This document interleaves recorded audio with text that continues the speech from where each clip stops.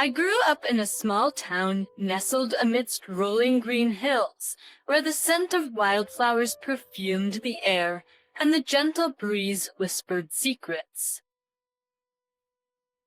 Our home stood at the edge of town, a sanctuary of love and warmth. It was within these walls that my sister, Mary, and I discovered the true meaning of connection.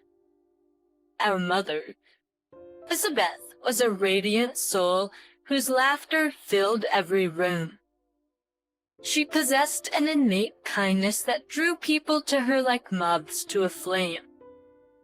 Rich with her twinkling eyes and soothing voice, she created an atmosphere of unconditional love and acceptance.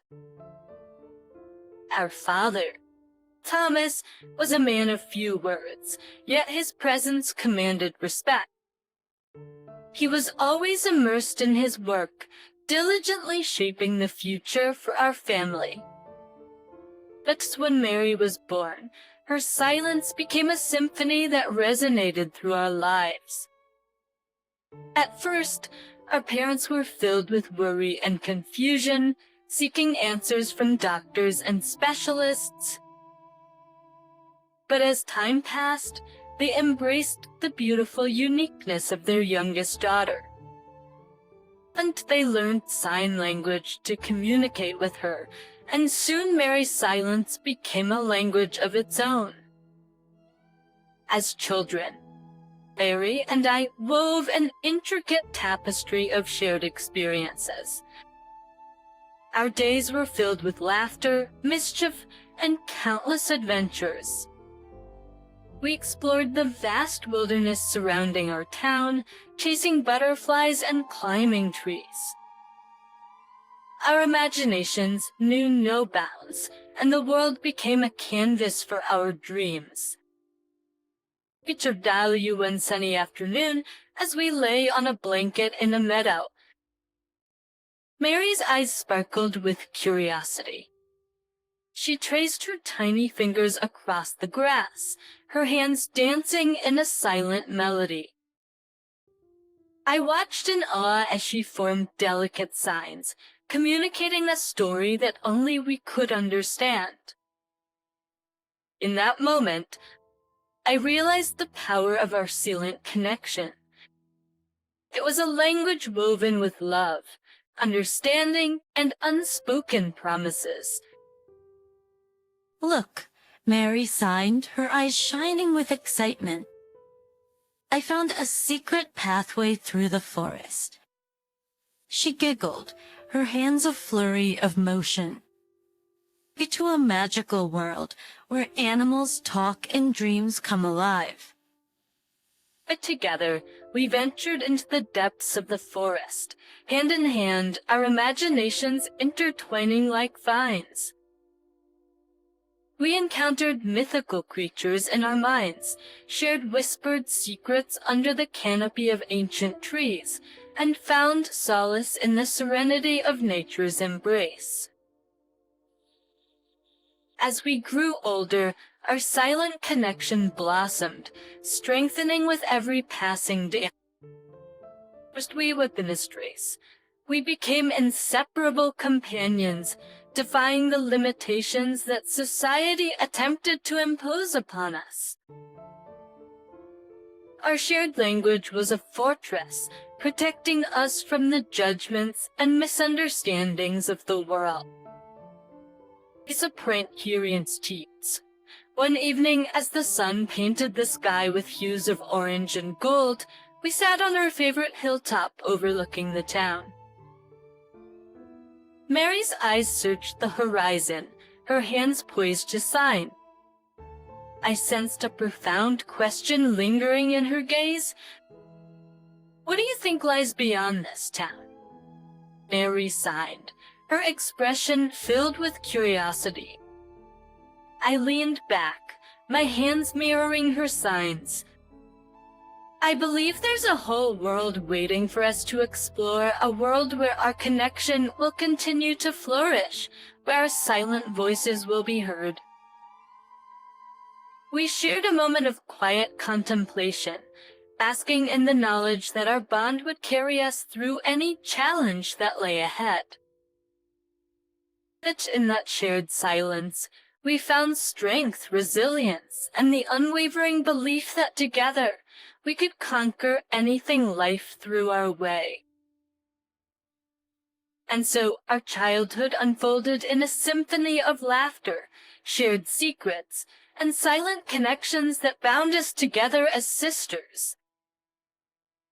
Little did we know that this was just the beginning of a remarkable journey that would defy expectations and ignite the flames of change. College was a thrilling new chapter in our lives, filled with anticipation and excitement. So Mary and I embarked on this journey together, eager to pursue our passions and expand our horizons. We moved into a small apartment near campus, transforming it into our sanctuary of shared dreams and aspirations. On our first day of classes, the campus buzzed with energy. Just as we navigated the maze of buildings, our backpacks heavy with textbooks and the weight of endless possibilities. Like the vibrant atmosphere enveloped us as we soaked in the knowledge and experiences that awaited. Mary pursued a degree in fine arts, her creative spirit shining brightly as she delved into the world of colors, shapes, and emotions. Her artwork adorned our apartment walls, a testament to her talent and unique perspective. I, on the other hand, embraced the wonders of scientific exploration, immersing myself in the realms of biology and research. Late nights were spent huddled together in our shared study corner, surrounded by books and notes. Our apartment echoed with laughter, frustration, and the clacking of keyboards. Brie would often glance up from her canvas, her eyes sparkling with mischief. "Tell me about the incredible world of science you've discovered today," she signed, a mischievous grin on her face. I would lean forward, eager to share my newfound knowledge. "I've learned about the intricacies of cellular processes and the wonders of DNA. It's like unraveling the secrets of life itself." Mary would nod, her eyes filled with wonder. We would spend hours discussing the intersection of art and science, finding inspiration in the unique perspectives each field offered. Outside the walls of our apartment, college life unfolded like a vibrant tapestry. We joined clubs, participated in extracurricular activities, and engaged in spirited debates. A presence as sisters who communicated through sign language inspired curiosity and admiration among our peers. During one particularly memorable event, the college held an art exhibition. Mary had poured her heart and soul into a series of paintings that explored the beauty of human connection beyond words. The Terry was abuzz with whispers and murmurs as people marveled at the depth of emotion captured on the canvases. I stood beside Mary, observing the crowd's reactions. A young woman approached, her eyes fixed on one of Mary's pieces. She turned to us, her curiosity evident.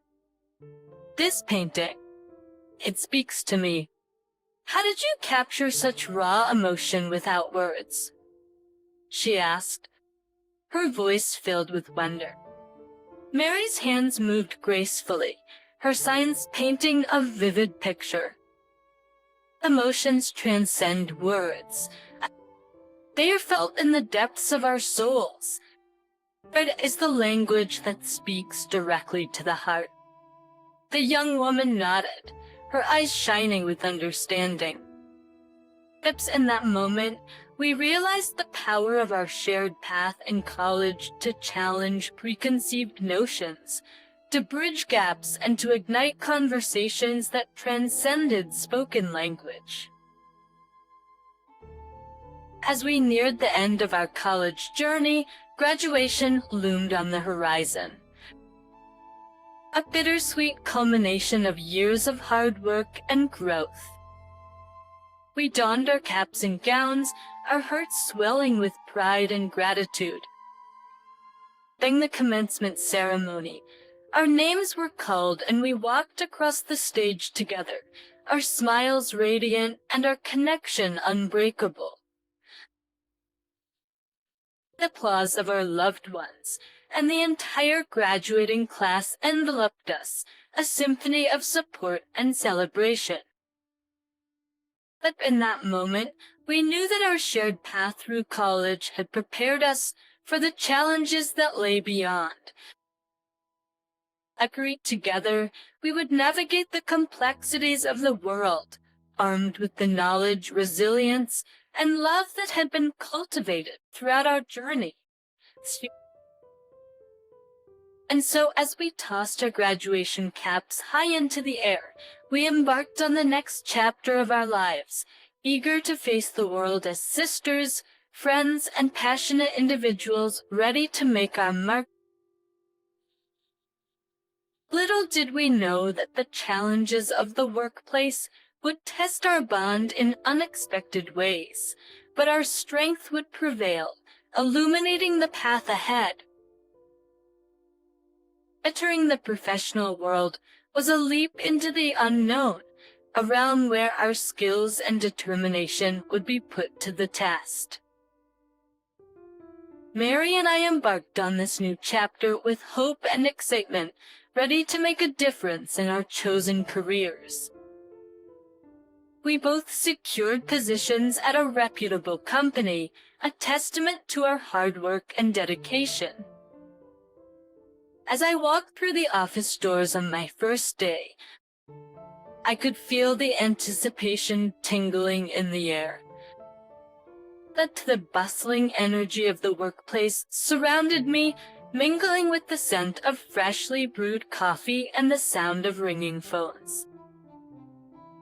My boss, Mr. Johnson, greeted me with a warm smile, impressed by my qualifications and eagerness to contribute. He welcomed me into a supportive team, eager to guide and mentor me as I navigated the professional landscape. However, when it came time for Mary to join the company, I could sense the hesitance in Mr. Johnson's demeanor. The unease in his eyes was palpable as he observed her silent presence.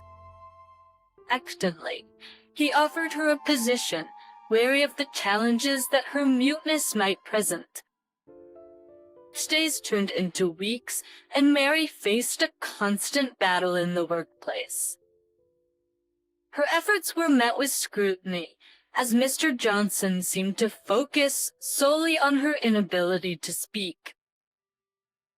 As Mary and I rose through the ranks of our careers, we encountered a pivotal moment, a cruel display of prejudice that tested the strength of our resolve and the depth of our resilience. It was a moment that would challenge not only our professional aspirations, but also our very identities. In our new roles, we found ourselves working under a senior executive named Mr. Johnson. From the moment he laid eyes on Mary, a disdainful sneer crossed his face.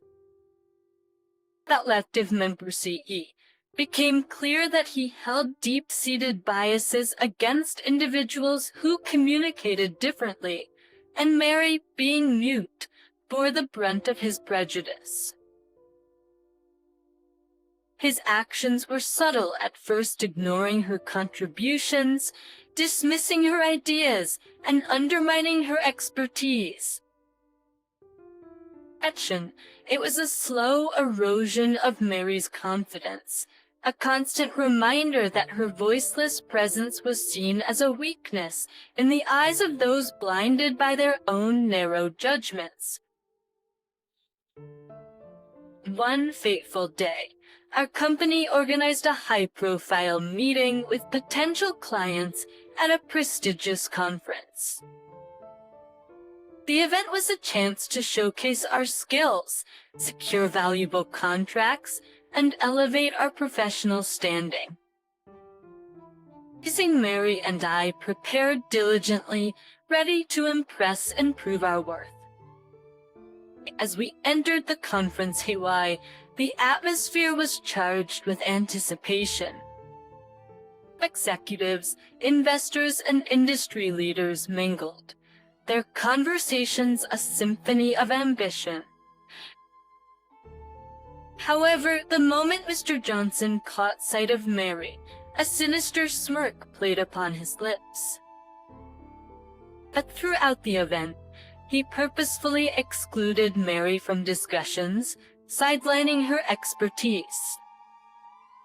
He questioned her abilities in public, belittling her in front of our colleagues and potential clients. But it was a calculated display of power, a blatant attempt to undermine her and tarnish our reputation. Unable to bear the injustice any longer, I stepped forward, determined to confront Mr. Johnson and defend Mary's honor. From Mr. Johnson, I began, my voice steady but laced with defiance. It is abundantly clear that your actions are rooted in prejudice and discrimination. You underestimate Mary's abilities, ignoring her invaluable contributions to this team. Your behavior is not only unprofessional, but also a disservice to the very values this company claims to uphold. And what would a mute girl and her defender know about success in this industry? You are both liabilities, hindrances to our progress. The room fell into a stunned silence, the weight of his words hanging in the air. I looked around, meeting the eyes of our colleagues and potential clients, hoping to find support and understanding. Up to my surprise, a respected industry leader, the Ms. Ramirez, stepped forward, her voice filled with authority and conviction. Mr. Johnson, your prejudice is a stain on this profession. I've witnessed the dedication, talent, and professionalism that Mary and I bring to the table. It is your narrow-mindedness that hinders progress, not our abilities. A murmur of agreement rippled through the room as others found their voices, joining in the chorus of support. But it was a moment of unity, a rejection of prejudice, and a testament to the power of collective action. And the conference organizers, witnessing the scene unfold, swiftly intervened. Mr. Johnson was escorted out of the event, his reputation tarnished by his blatant display of prejudice. But it was a victory against discrimination, a step toward a more inclusive future. At City, in the aftermath of that fateful day, the incident reverberated through the corridors of the company. Our higher-ups, recognizing the magnitude of Mr. Johnson's actions, took decisive measures.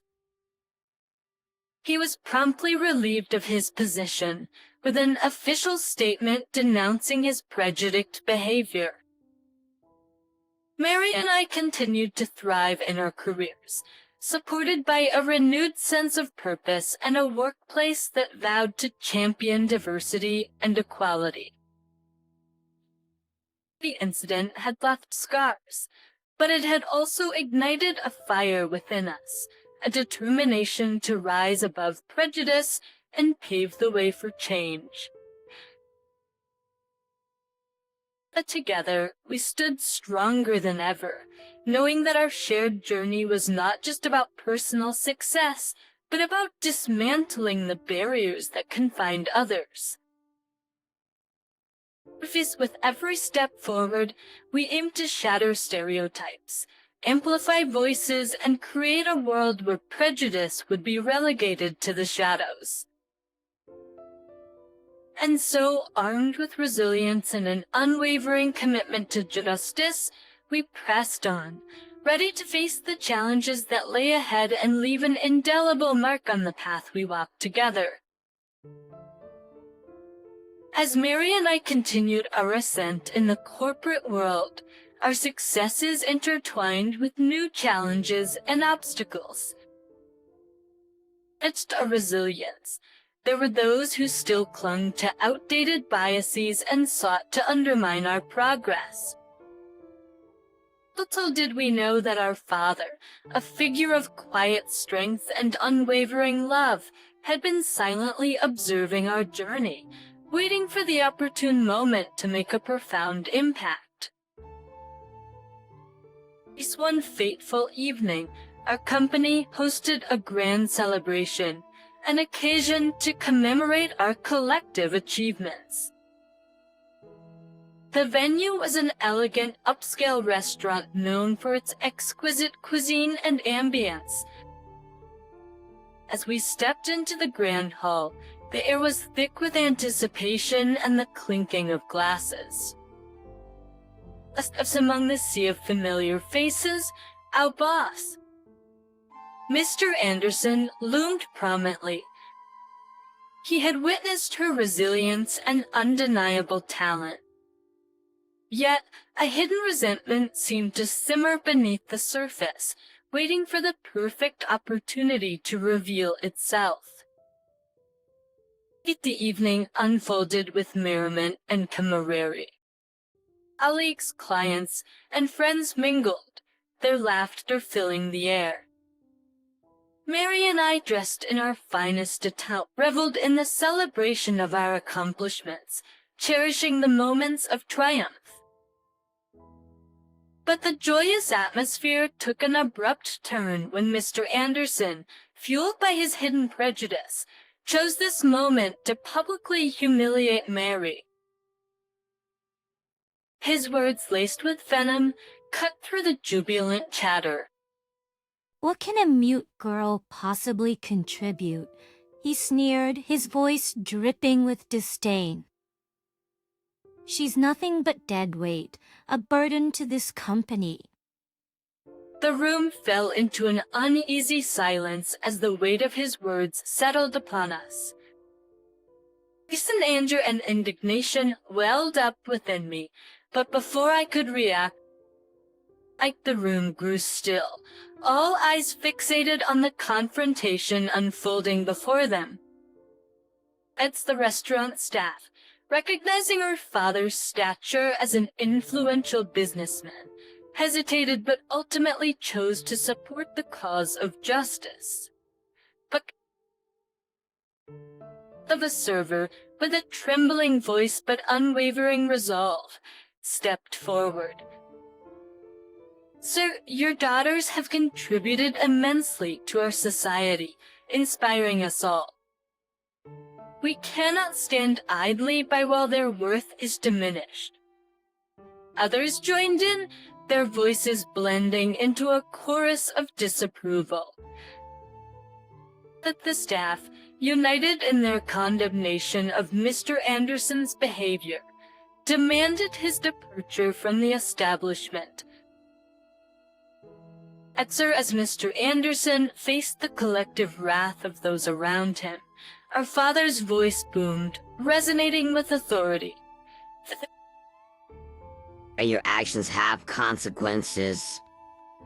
Wasn't agitation. It's time for you to face the repercussions of your bigotry and mistreatment. But you're no longer fit to lead. In the aftermath of that defining moment, Our father's influence extended far beyond the walls of the restaurant. Except a prominent figure within the business community, he wielded his power and connections to ensure that justice prevailed. He lobbied tirelessly, leveraging his influence to bring about Mr. Anderson's dismissal from the company. The incident became a turning point, a testament to the enduring power of family, the strength of a father's love, and the resilience of the human spirit. With Mr. Anderson's departure, a newfound sense of peace and unity settled within our workplace. The toxic remnants of prejudice were washed away, replaced by an environment that fostered equality, empathy, and growth. Barry and I continued our ascent, our careers reaching new heights. We carried within us the lessons learned from this situation, the unyielding support of our father, the importance of standing up against injustice, and the knowledge that together we could overcome any obstacle